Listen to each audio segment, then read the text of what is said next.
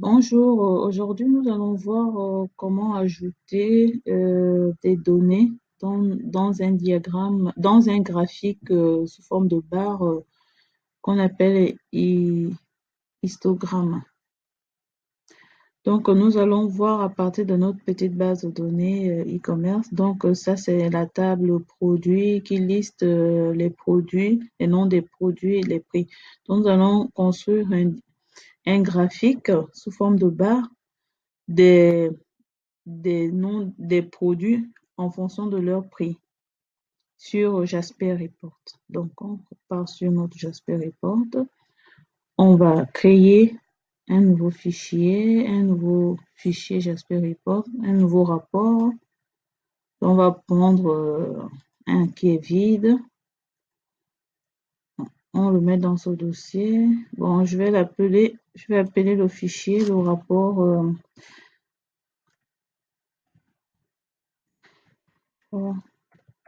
graphique. Je l'appelle rapport graphique. Next. Bon, pour l'instant, on n'a pas besoin de choisir la source de données. Ensuite, bon, je vais supprimer les parties du rapport qui ne nous intéressent pas pour l'instant.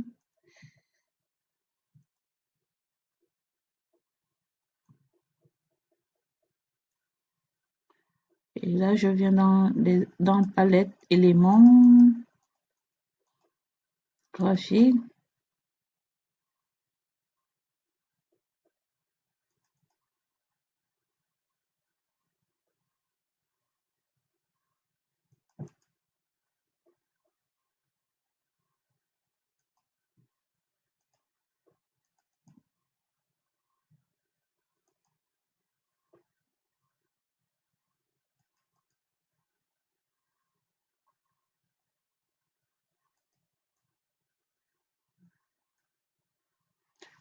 Et là, je vais choisir graphique à barre. Donc, je vais l'ajouter ici.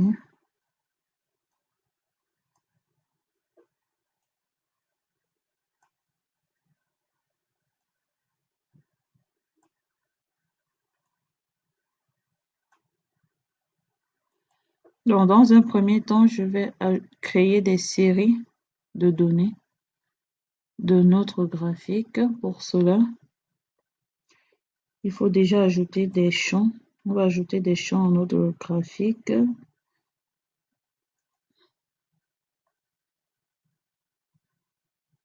Il ne veut pas reconnaître.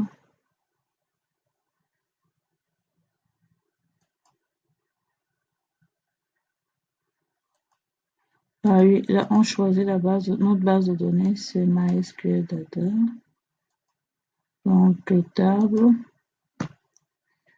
produit. On va sélectionner, select, on sélectionne tout, Home, produit.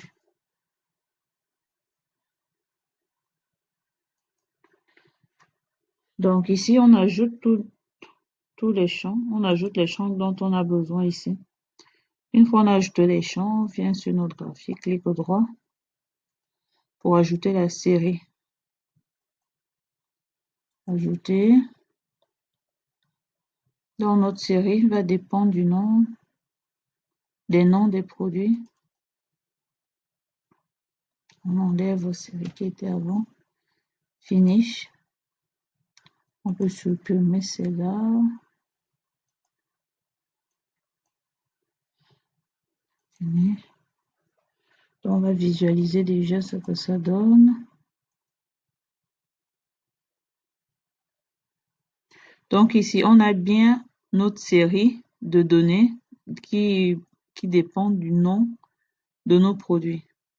On a pris le champ nom de la table produit. Nous allons maintenant ajouter des données à notre graphique pour avoir des barres. Donc, on revient à notre design. Clic droit. Donc, ici, dans catégorie, on va ajouter les données qui doivent être sur l'axe des abscisses et ici, sur value, les données qui doivent être sur l'axe des ordonnées. Comme nous, on veut un graphique qui représente la liste de nos produits en fonction des prix. Donc, dans la liste de nos produits, donc on va cliquer sur catégorie et on va aller prendre des produits dont nos produits c'est de nom. Le 0 qui est là. Ensuite, value en fonction des prix. Donc, prix.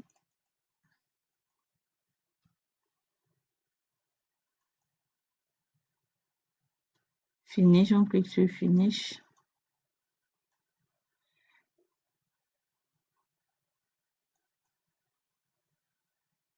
Voilà, et c'est là. Donc, on a généré notre graphique, nos produits en fonction des prix. Et voilà, c'est tout pour cette vidéo. Merci.